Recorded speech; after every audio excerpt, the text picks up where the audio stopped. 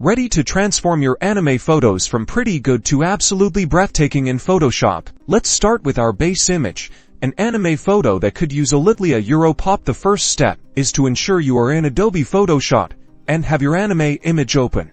We'll start with the Levels Adjustment, which is found in your Adjustments panel. This tool is great for tweaking the overall brightness and contrast. Experiment with the black, white and gray sliders. Dragging the black level slider to the right will make shadows a bit darker, which can give the image more depth, and dragging the white slider will make it slightly brighter. Fine-tune the midtone slider as well to get it just right. Next, let's dial up the colors using the Vibrance Adjustment here.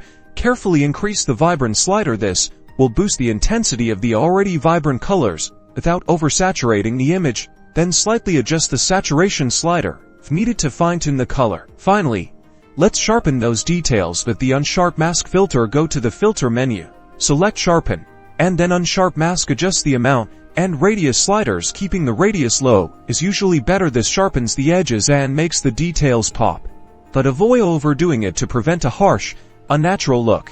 And there you have it.